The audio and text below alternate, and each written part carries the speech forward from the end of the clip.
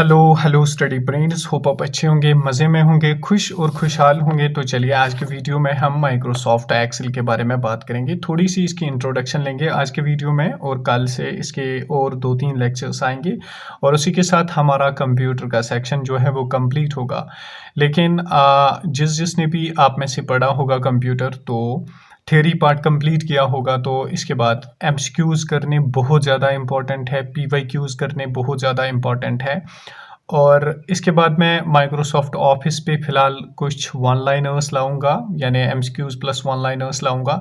फिर उसके बाद जब वो वाले लेक्चर्स कंप्लीट होंगे, तो फिर उसके बाद मैं इसकी कंप्लीट अरिहंत की एमसीक्यूज़ सीरीज़ भी आपके सामने रखूँगा। फिर आपको कहीं जाने की ज़रूरत नहीं है। अगर आपने अरिहंत की एमसीक्यूज़ सीरीज़ चैप्टर वाइज की, तो उतना आपके लिए काफ़ी है। उसी को बार बार रिवाइज कीजिए, आपको कहीं और से पढ़ने की कोई ज़रूरत नहीं है। तो चलिए माइक्रोसॉफ्ट एक्सेल को हम देखते हैं।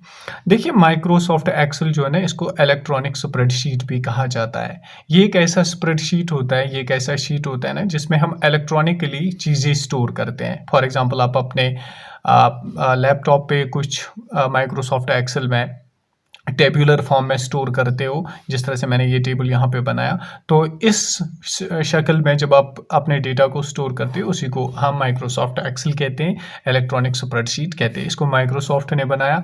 लोगो इसका क्या है? लोगो इसका ऐसे है, क्रॉस या एक्स इसको कहेंगे, जिस तरह से पावर पॉइंट का पी था। प्रॉपराइटरी सॉफ्टवेयर है, और प्रॉपराइटरी सॉफ्टवेयर आपको आई होप पता ही होगा। प्रॉपराइटरी सॉफ्टवेयर को हम क्लोज्ड सोर्स सॉफ्टवेयर भी कहते हैं, यानी जिसको हम सोर्स कोड फ्री नहीं होता है, यानी जिसका सोर्स कोड हम चेंज नहीं कर सकते हैं, यूज़र उसका सोर्स कोड चेंज नहीं कर सकता है। अच्छा, फॉर विंडोज़ के लिए कब ये रिलीज़ हुआ? 1987 में। मैक ऑपरेटिंग सिस्टम के लिए 1985 में। एंड्रॉयड के लिए ये माइक्रोसॉफ्ट एक्सेल आया 2019 में, और iOS के लिए ये 2019 में। ज़्यादा इम्पॉर्टेंट नहीं है, लेकिन कभी पूछा जा सकता है कि एंड्रॉयड के लिए कब माइक्रोसॉफ्ट एक्सेल रिलीज़ हुआ, तो 2019 में। और ज़्यादा इम्पॉर्टेंट है इसमें से विंडोज़ के लिए कब हुआ रिलीज़, तो 1987 में, याद रखना। अच्छा, ये क्या करता है? देखिए, ये ऑर्गेनाइज करता है, मैनिपुलेट करता है, एनालाइज करता है, शेयर करता है, स्टोर करता है डेटा को टेब्यूलर फॉर्म में। यानी ये डेटा को ऑर्गेनाइज करता है, फिर मैनिपुलेट चेंज कर सकता है, एनालाइज करता है, शेयर करता है, स्टोर करता है डेटा को। यानी सिंपली हम इसमें डेटा को स्टोर करके रख सकते हैं। अच्छा, कुछ इंपॉर्टेंट जो इलेक्ट्रॉनिक स्प्रेडशीट्स हैं उनके बारे में हम बात करेंगे। देखिए, 1969 में लैनपार आया, फर्स्ट इलेक्ट्रॉनिक स्प्रेडशीट था ये, याद रखिए। पहला इलेक्ट्रॉनिक स्प्रेडशीट कौन था? लैनपार। लैनपार की फुल फॉर्म क्या है? Language for programming arrays at random. इसको याद रख लीजिए। लेकिन ये किसके लिए था? ये मेन फ्रेम कंप्यूटर के लिए था। ये इंपॉर्टेंट होता है, याद रखना। 1969 में पहले लैनपार आया, एक इलेक्ट्रॉनिक स्प्रेडशीट। तो ये फर्स्ट इलेक्ट्रॉनिक स्प्रेडशीट था, लेकिन मेन फ्रेम कंप्यूटर के लिए। इसके बाद क्या हुआ? 1979 में वेसिक्लिक आया। वेसिक्लिक भी पहला इलेक्ट्रॉनिक स्प्रेडशीट था, लेकिन किसके लिए? फॉर पीसी, पर्सनल कंप्यूटर के लिए। वेसिक्लिक की फुल फॉर्म है विजिबल कैलकुलेटर। इंपॉर्टेंट है, याद रखना कौन किसके लिए था। वेसिक्लिक और लैनपार दोनों फर्स्ट इलेक्ट्रॉनिक स्प्रेडशीट थे, लेकिन लैनपार मेन फ्रेम कंप्यूटर के लिए और वेसिक्लिक पीसी के लिए। अगर आपसे क्वेश्चन पूछे कि बोलिए इनमें से कौन सा फर्स्ट इलेक्ट्रॉनिक स्प्रेडशीट था पीसी के लिए, तो वहां पे लैनपार भी होगा, वेसिक्लिक भी होगा, एक्सेल भी होगा। तो आपको वेसिक्लिक को क्लिक करना होगा, यानी आपको इसी को टिक करना होगा। अब आते हैं क्वेश्चन आगे। 1985 में Microsoft Excel first for Mac operating system के लिए इस्तेमाल हुआ। तो ये जो 1985 में आया, ये किसके लिए आया था? ये आया था पहले MAC के लिए, मैक ऑपरेटिंग सिस्टम के लिए। तो मोस्ट वाइडली यही इस्तेमाल होता है, जिसको हम माइक्रोसॉफ्ट एक्सेल कहते हैं।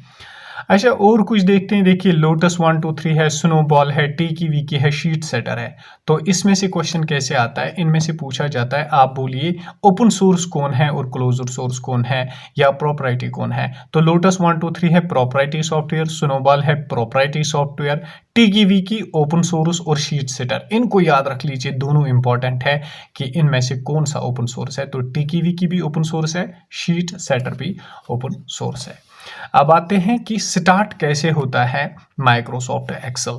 स्टार्ट या ओपन कैसे होता है। देखिए स्टार्ट बटन पे क्लिक करना है, फिर ऑल प्रोग्राम्स पे, फिर एमएस ऑफिस और एमएस एक्सेल, या हम लिख सकते हैं विंडोज की, जो ऊपर विंडोज की होती है उसको प्लस कर सकते हैं आर, तो वहां पे रन डायलॉग बॉक्स आएगा। फिर टाइप करना है excel.exe, या डेस्कटॉप या टास्क बार पे हम डायरेक्ट क्लिक कर सकते हैं अगर हमने वहां पे शॉर्टकट में रखा होगा।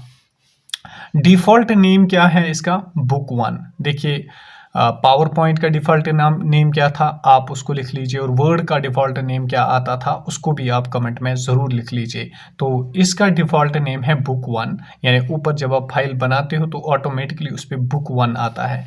फाइल एक्सटेंशन क्या है, .xlsx, ये आज है लेकिन 2007 से पहले था .xls। इंपॉर्टेंट है, याद रख लीजिए। इसके बाद एक इंपॉर्टेंट टर्म है पिवट टेबल।